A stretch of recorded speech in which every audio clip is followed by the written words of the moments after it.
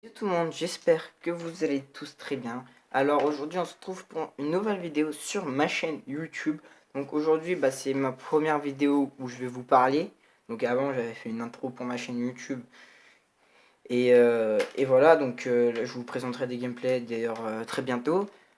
Donc aujourd'hui je vais faire une présentation du Game Capture HD2, donc de chez Avermedia.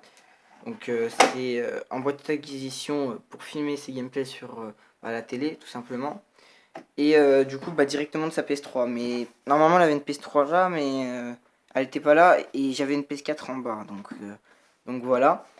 Et donc aujourd'hui on va parler de ce boîtier d'acquisition et ses fonctionnalités et ses défauts. Donc pour d'ailleurs je ferai une série pour présenter des produits caméra, que ce soit caméra, PS4, par exemple, même celle-là, non, quand même pas. Donc que ce soit caméra, enceinte, etc. etc. Donc je vous présenterai ça toutes les semaines, donc je ferai une playlist et je vous présenterai des nouveaux produits. Donc voilà, donc ce boîtier d'acquisition, je l'ai pris sur un site Amazon à 150 euros avec une clé USB avec, donc c'est fourni avec. Donc normalement vous pouvez mettre une clé USB pour filmer vos gameplays ici là dans ce port. Sinon là normalement vous pouvez mettre un disque dur. Donc voilà, le disque dur il se branche ici. Donc je crois c'est un disque dur de PS3 que tu peux mettre dedans. Je suis pas sûr. Faudrait vérifier par vous-même.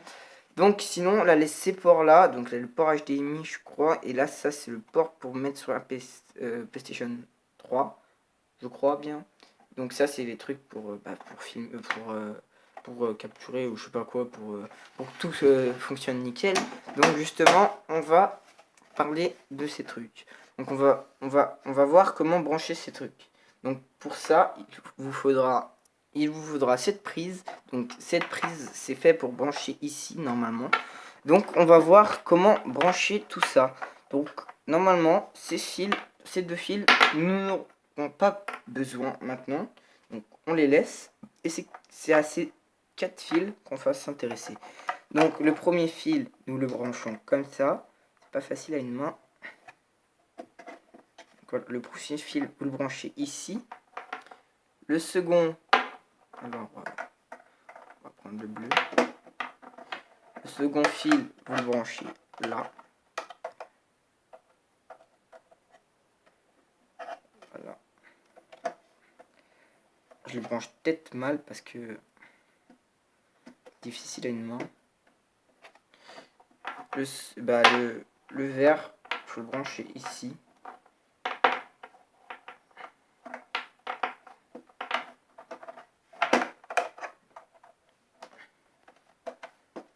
Et ce port, il faut le brancher, je crois, au blanc, donc ici. Je crois bien qu'il faut brancher ça. Non, je crois pas. Je crois que ces deux fils vont là. Je suis pas sûr. Donc à vérifier. Je crois que non, c'est ça. Ce fil il va bien ici. Donc voilà, les fils comme ça sont branchés. Il reste ces deux fils. Donc ces deux fils, pas besoin de les brancher normalement. Et ça, vous voyez, ça on n'en a pas besoin. Ça on en a besoin. Et ça on n'en a pas besoin. Donc il faudra brancher ça sur votre PS3. Là j'ai pas de PS3, du coup je peux pas brancher dessus. Il faudra brancher ça sur votre PS3.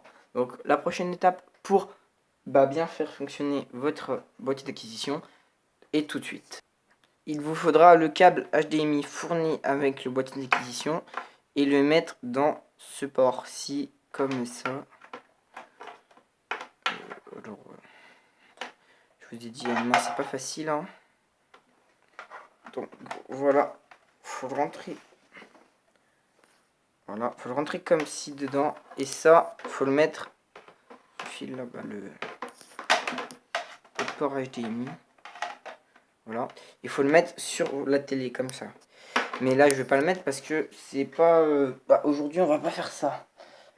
Voilà, je vais prendre le dernier matériel. Donc, c'est une prise comme ça.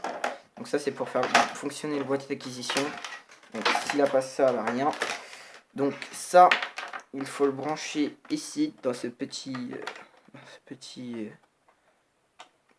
port noir. Et du coup, bah, ça c'est pour l'alimentation du boîtier d'acquisition. Voilà. Et ça, il faut le mettre. Il faut mettre donc à la prise, hein, comme son nom l'indique, c'est une prise. Voilà. Donc une fois cette étape faite, le boîtier d'acquisition devrait être allumé. On va vérifier ça. Juste allumé. Alors. Ah non, comme ça. Voilà. Donc la lumière clignote. Donc voilà. Donc normalement là il est. Bah, il est pas en train de rect. Parce qu'il n'a pas de clé USB. Je vais en prendre une pour vous montrer. Donc voilà, normalement le boîtier d'acquisition devrait être comme ça. Donc la lumière est toujours en train de clignoter. Et pour rect votre gameplay, il suffira d'avoir la télécommande adéquate. Mais là je l'ai pas. Parce que bah, mon cousin il l'a tout simplement pris avec lui. Donc vous appuyez, je sais pas si vous voyez le bouton ici là. C'est écrit rect. Vous appuyez dessus et voilà. Normalement là ça rect.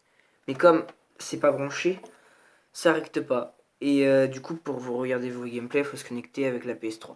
Donc bah, j'espère que cette vidéo vous aura plu et bah, je vous ai juste présenté le boîtier d'acquisition HDP vers HD Game Capture HD2. Donc pour l'avoir testé, il est bien mais il a des défauts dessus, ça bug, ça grésille des fois, c'est vraiment la merde quand ça fait ça, faut rallumer le boîtier d'acquisition et c'est tout simplement de la merde. Donc j'espère qu'ils vont bah, dans le prochain boîtier d'acquisition bah, enlever ces petits bugs comme ça et c'est tout ce que j'avais à dire et moi je vous retrouve pour une prochaine vidéo sur ma chaîne YouTube. Donc n'hésitez pas à vous abonner, à lâcher un pouce bleu pour plus de commentaires, plus de contenu comme ceci et moi je vous dis à la prochaine, bye bye.